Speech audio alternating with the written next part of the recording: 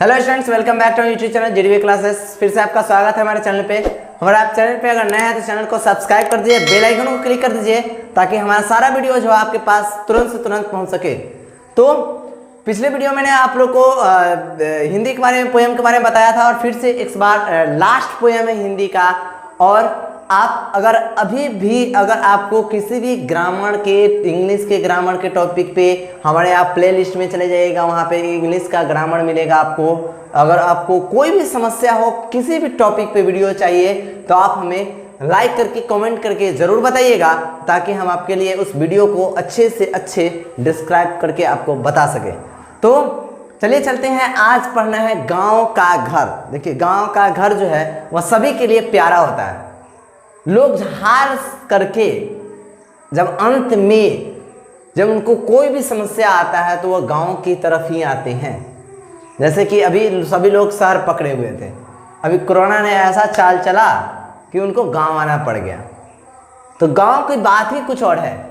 गांव का हवा, गांव का पानी, गांव के लोग सभी बहुत ही अच्छे हैं और इनका वातावरण भी बहुत अच्छा है। लेकिन गांव में अशिक्षित होने के कारण यहाँ के लोग आपस में लड़ते हैं, जो आपको देखने को मिलेगा। और आपस में लड़ते हैं फिर भी, लेकिन लड़ाई कितना भी हो जाए आपस में, लेकिन अगर पड़ोस को किसी भी व्यक्ति को समस्या आए तो पूरे पड़ोसी मिलकर के उसको सपोर्ट करते हैं। यह सबसे बड़ी खासियत है। लेकिन शहर में क्या है, एक दूसरे से कोई मतलब नहीं।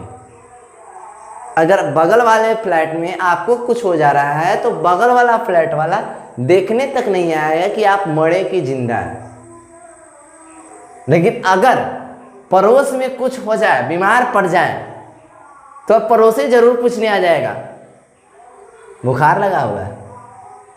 यहाँ तक कि अगर आप बेड पे भी चले जाएं तो आपको जरूर देखने चले जाएगा और यह भी पूछेगा बीमार है।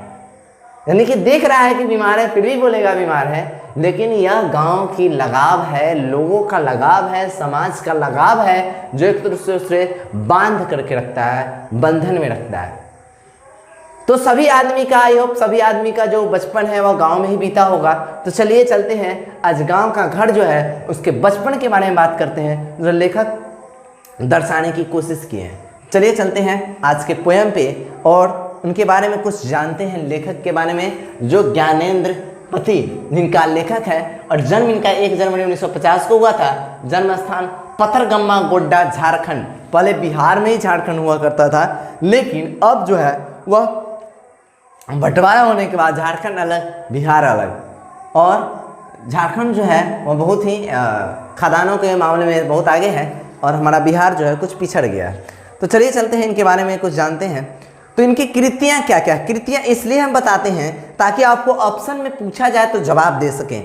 इनका मूल निवास स्थान, अभी निवास स्थान यानी कि जहाँ पे रह रहे हैं वहाँ, तो वाराणसी उत्तर प्रदेश, अभी वाराणसी में रह रहे हैं। लेकिन जन्म इनका कहाँ हुआ था, तो पथरगम्मा गोड्डा और झारखंड में हुआ था, हमेशा याद रखिएगा। तो वहाँ की बचपन की कहानी को ये लेकर के आए, ठीक है। चलिए इनकी कृतियाँ क्या, आँख हाथ बनते हुए 1970 में, शब्द लिखने के लिए ही यह कागज बना है। कागज बना है शब्द लिखने के लिए। यह 1980 में गंगा तट यानी गंगा के किनारे क्या है वह 2000 में, संशयात्मक 2004 में, भिनसार 2006 में, कवि ने कहा 2007 में। यह कविता संग्रह है। अब देखिए, नाटक भी लिखे हैं। एक चक्र नगरी, पढ़ते गढ़ते 2005 में, कथेतर गधते, कथेकार गध मतलब हुआ कि कथा कहने वाला गध, ठीक है। अब चलिए चलते हैं चैप्टर पे कि चैप्टर में क्या है, बचपन के बारे में बताया गया है। वो है गांव के घर के अंतपुर के वह चौखट, टिकुली साटने के लिए सहजन के पेड़ से छुड़ाई गई गोंद का गेह वह सीमा। अब कह रहे हैं कि गांव के घर में चौखट पे देखिएगा हमेशा जो है वह औरतें टिकुलियाँ जो है वह साट दिया करती हैं। इसलिए साट दिया करती है कि मान्यता है हमारे गाँव में कि पति के जो नाम से टिकुलियाँ जो लगाते हैं उसको किसी का लात नहीं लगे, कोई उसको जलाए नहीं, अशुभ माना जाता है। तो वो अपने टिकुलियाँ को जो है गेट में ही चिपका देते हैं। एक हमारे यहाँ से कवि जो है वह कहते हैं कि जब मैंने गया अपने घर पे तो मैंने देखा कि हमारे पापा और चाचा जो हैं दीवार पर चिपके हुए हैं। कहने का मतलब हुआ कि टिकुलियाँ उनका चिपका हुआ था। इस बात पे वो कविता लिखे हुए हैं और हमारे हास्य कवि हैं, वो उत्तर प्रदेश के ही हैं। ठीक है, तो उनका नाम स्मरण नहीं है। तो चलिए चलते हैं इनके बारे में और जानते हैं कि क्या कह रहे हैं गाँव के बारे में। जिसके भीतर आने से पहले खांस कर आना पड़ता था, बुजुर्गों को खराऊ खटकाने पड़ती थी खबरदार की। अब देखिए बहुत सारे जैसे कि बोलते हैं ना कि जो छोटा भाई का जो पत्नी होती है और बड़ा भाई जब आता है घर में तो, या ससुर जी जिनको बोलते हैं, उनके पिताजी आते हैं तो घर में खांस दिया करते हैं। ठीक है, ताकि उनको मतलब पर्दा में रहा जाता है, उनको नहीं दिखा जाता है तो खांस दिया करते हैं। या पहले खड़ाव हुआ करता था तो खड़ाव खटखटा दिया करते थे, तो ताकि वो सतर्क हो जाए कि ससुर जी हमारे यहाँ रहे हैं या हमारे पति के भाई साहब आ रहे हैं। ठीक है, लेकिन बहुत ऐसा मान्यता धीरे धीरे खत्म हो चुका है, लोग मॉडर्न होते चले आए हैं, लेकिन फिर भी हमारे जो मान्यता गाँवों में है उस गाँव में इसी तरह से। और प्रायः तो उसके उधर की रुकना पड़ता था, एक दृश्य पर्दे के पार से पुकारना पड़ता था। यानी कि एक दृश्य पर्दे के उस पार से ही पुकारना पड़ता, जैसे उनका बेटा का नाम हो या किसी घर में जो छोटा लड़का हो उसको, या चिट्टू बिट्टू जो भी हो वह बुलाया जाता था, तो वह सतर्क हो जाया करते थे कि फलने आदमी हमारे घर में एंट्री कर रहे आ रहे हैं। किसको बगैर नाम के लिए, जिसकी तर्जनी की नोक धारण किए रहती थी सारे काम सहज संघ के चिन्ह की तरह। अब संघ के चिन्ह की तरह सारे काम को काज को करती रहती है, तो इस बात को वह बिना बगैर नाम लिए हुए कोई अंदर प्रवेश नहीं कर सकता। ऐसे भी हमें किसी के भी घर में एंट्री करना चाहिए तो पहले आवाज़ लगानी चाहिए, क्योंकि हो सकता है कि वह आदमी किस स्थिति में अपने घर में हो, इस बात को करना चाहिए। यह हमारे आदर्श हैं, ये हमारे शिष्टाचार हैं। अगर हम बिना कहे हुए किसी के घर में प्रवेश करते हैं तो हो सकता है किसी वह दूसरे वेशभूषा में हो या सो रहा हो, तो यह है हमारे शिष्टाचार या आदर्श हमारा यह नहीं कहता किसी घर में बिना पूछे हम अपने उसके घर में हम एंट्री कर जाए। ठीक है, तो चलिए।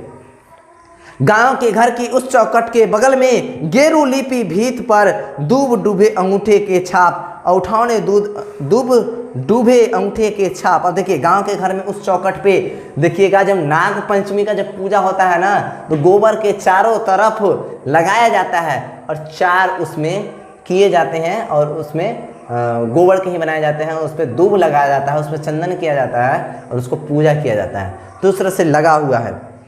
उठौना दूध वाले बूढ़े ग्वाला दादा के हमारे बचपन के भाल पर दुग्ध तिलक महीने के अंत में गिने जाते एक एक कर। अब कहना है कि जब दूध वाले जो हमारे ग्वाला हैं, जो बूढ़े हैं, बुजुर्ग हैं, वे जब आते थे हमें दुग्ध तिलक करते थे, यानी कि दूध से तिलक कर देते थे, चंदन कर देते थे हमके। गांव का वह घर अपना गांव खो चुका है, पंचायत राज में जैसे खो गए पंच परमेश्वर। अब कह रहे हैं कि हम अपना गांव खो चुके हैं, अब पहले वाला गांव रहा कहाँ, अब लोग मॉडर्न हो गए हैं। अब गांव में भी देखिएगा गांव में कितना शुद्ध और जल मिलता है, तो लोग फ्रिज रखेगा, फ्रिज का पानी पिएगा।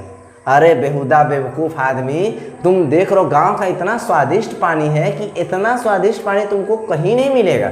फिर भी खास करके हम लोग जो सीतामढ़ी से बिलोंग्स करते हैं, उसका पानी तो इतना स्वादिष्ट है, इतना मीठा पानी है कि तुमको तो कोई दिक्कत ही नहीं है। फिर भी देखते हैं फ्रिज रखा हुआ है।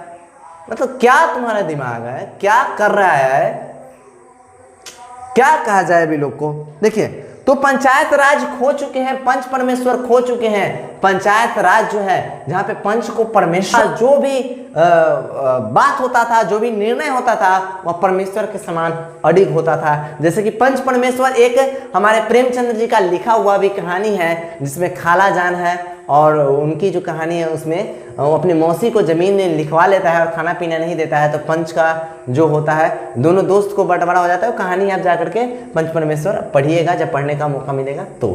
ठीक है, चलिए चलते हैं। बिजली बत्ती आ गई कब की, बनी रहने से अधिक गई रहने वाली। अब को बेटाओं के दहेज में टीवी भी लालटेन है, अब भी दिन भर आलों में कैलेंडर से ढकी। अब कह रहे हैं कि अब तब बिजली बत्ती आ गई है, अब तब बेटा के दहेज में भी टीवी मांगा जाता है, समझ रहे हैं। और बनी रहने वाली अधिक गई, अब बिटौआ के दहेज में, बिटौआ के दहेजों में टीवी दे रहा हूँ, टीवी देखता हो। तो ये है हमारी देहाती भाषा और हमें गर्व है कि हम लोग गांव से बिलोंग्स करते हैं, क्योंकि गांव का शुद्ध जल और शुद्ध पानी जो मिलता है वह कहीं नहीं मिलता है। ठीक है, तो अब तो गांव में बिजली आ गया है, यानी कि बेटुआ को तो टीवी चाहिए, दहेज में लालटेन है, लेकिन उसकी जरूरत कहाँ है, कैलेंडर के पीछे लटकाए हुए हैं, यानी कि अब उसकी कोई जरूरत नहीं है। दिन भर आलो के कैलेंडर से ढकी है। अब देखिए, रात उजाले से अधिक अंधेरा उगलती है। अब रात जो है इतना उजाला है कि दिन से भी ज्यादा उगल रहा है रोशनी। जगह जगह एलईडी बल्ब आ गया है, देखते हैं चारों तरफ रोशनी ही रोशनी, जगमग जगमग करता है। नहीं, अंधेरे में छोड़ दिए जाने वाले की भाव से भरती है, जबकि चौकांद रोशनी में मस्त मत ऑर्केस्ट्रा बज रहा है, कहीं कहीं बहुत दूर पट भिरकाएं। अब देखिए, गांव में भी अब क्या होता है कि बच्चा सब हुले हुले करने वाला आ गया है, समझ गए, तो ऑर्केस्ट्रा मंगवाता है, अब पूरा चारों तरफ से डीजे बना के नाचे का खूब। हमारे गांव को भी शहर बना दिया है, अब वह गांव गांव नहीं रहा। जैसे हमारे मोदी जी कहते थे कि हमको स्मार्ट सिटी चाहिए, तो उस पर हमारे लालू जी कहते थे कि लालू जी को स्मार्ट सिटी नहीं चाहिए, उनको स्मार्ट गांव चाहिए। तो स्मार्ट गांव को हमारे मोदी जी स्मार्ट सिटी बना दिए। लालू जी सही कहते थे कि गांव को गांव ही रहने दीजिए, ताकि हमें महसूस हो कि हम गांव में रहते हैं, हमें स्वच्छ हवा मिले। अब गांव को ही प्रदूषित कर दीजिएगा तो अब जाइएगा तो जाइएगा कहाँ। एक यही एक आशा है, जब आदमी थक हार करके परेशान होकर के जिंदगी सब जब आता है तो उसे गांव में सुकून मिलता है। ठीक है, चलिए, तो की आवाज भी नहीं आती यहाँ तक, न आवाज की रोशनी न रोशनी की आवाज, हरे होरी चैता बिरहा अल्लाह, गूंगे लोक गीतों की जन्म में भटकता है, एक शोक गीत अपनाया अनसुना। हम कह रहे हैं कि पहले जब किसी की मृत्यु होती थी तो गाया जाता था शोक गीत, वह भी नहीं रहा, खत्म हो चुका। आप लोग देख रहे हैं, होली गाया जाता था, अभी भी होली हम लोग के गांव में होता है। अगर आप लोग के गांव में होता है तो हमें लाइक करके कमेंट करके बताइए कि होता है या नहीं होता है। ठीक है, तो होली होता था, वह गीत दूर हो गया। अब देख रहे हैं कि लोग कहते हैं कि शराब बंद है, लेकिन शराब तो आप लोग सभी आदमी जानते हैं कि चल रहा है या बंद है। तो क्या करते हैं, होली में क्या करेंगे, बोतल पी लेंगे और 2000 का डीजे भरा लेंगे और उस पर भोजपुरी गाना अभद्र बजा करके नाच रहे हैं शर्ट खोल करके। अब वह होली का गीत भी चल नहीं रहा, किसी कोने में दब गया है, विलुप्त हो गया है। यह हमारे कवि कह रहे हैं, आकाश और अंधेरे को काटते हैं, आकाश और अंधेरे को काटते हैं, 10 कोस दूर शहर में आने वाला सर्कस का प्रकाश बुलौआ तो कब का मर चुका है। अब कह रहे हैं कि सर्कस पहले होता था तो आकाश में जब उस रोशनी को दिखाया जाता था तो लगभग कोसों दूर से लोग पता कर लेते थे, लेकिन अब वह सर्कस का रोशनी भी नहीं रहा, क्योंकि इतना प्रकाशित हो गया है कि उस रोशनी का असर भी नहीं होगा। कि जैसे गिर गया वह राज गज दंतों की गवार कोई हाथी, रेत गए उन दांतों की जरा सी धवल धूल पर छीज रहे हैं जंगल में। अब कह रहे हैं वह हाथी के दांत भी झड़ गए, जो देखने को दिखाया जाता था, मिलता था, वह भी बर्बाद हो चुके हैं। लिलने वाले मुंह खोले शहर में बुलाते हैं बस, अदालतों और अस्पतालों की फैले फैले भी रूंधते गानते अमित परिसर। अब कह रहे हैं कि हमें शहर बुला रहा है कि भाई शहर आओ, शहर आओ, हम लोग शहर की तरफ भाग रहे हैं, लेकिन वहाँ की जो अस्पतालें हैं वो दुर्गंधित है, दुर्गंध दे रहा है। जैसे कि बहुत सारे अस्पतालों में जाइएगा तो चारों तरफ गंध फैला हुआ है, जिसको सफाई कर्मी उसको सफाई नहीं करते, और यह हमारे सिस्टम का दोष है, किसी सरकार का दोष नहीं है, सिस्टम का दोष है जो इसको पूरा नहीं करता है। कि जिन बुलाओं से गांव की घर की रीढ़ झुरझुराती है। अब इस बुलाने से गांव की रीढ़ जो है वो झुरझुरा रही है, गांव का जो हमारा समाज है वह बर्बाद हो रहा है, लोग शहर पकड़ रहे हैं, गांव में कोई रहा नहीं और गांव में कुछ नहीं रहा। गांव अब धीरे धीरे वह गांव नहीं रहा जिस जैसा पहले हुआ करता था। अब गांव में भी प्रदूषित हो गए हैं, प्रदूषण हो गया है। इससे बड़ी समस्या यह हो गई कि बहुत सारे बीमारी आ गए हैं, और बीमारी आने के कारण होता है कि बहुत सारे लोग शहर पकड़ रहे हैं और इस तरह से कभी हमें बताने की कोशिश कर रहे हैं कि हमें अपने आप को गांव के माहौल को गांव रहने देना चाहिए, बचाना चाहिए। और यह आपको किस तरह से लगा हमें लाइक करके कमेंट करके ज़रूर बताइएगा। और फिर से यह आपका आज ख़त्म हो चुका है पोएम। फिर स्टोरी सेक्शन कविता कहानी वाला लेकर के आएंगे, कहानी वाला। और फिर से आपको इंग्लिश का पोएम लेकर के आएंगे, इंग्लिश का पोएम कुछ दे चुके हैं। तो हमारे चैनल पे बने रहिए, आपको सभी टॉपिक धीरे धीरे कर लेकर के आएंगे और एग्ज़ाम का भी तैयारी कराएंगे। आप बेफिक्र रहिए, आप हमारे चैनल पे सिर्फ बने रहिए, हम आपको एग्ज़ाम में बहुत से अच्छे नंबर दिलाएंगे। और आपको कोई भी समस्या आएगा तो लाइक करके कमेंट करके जरूर बताइएगा।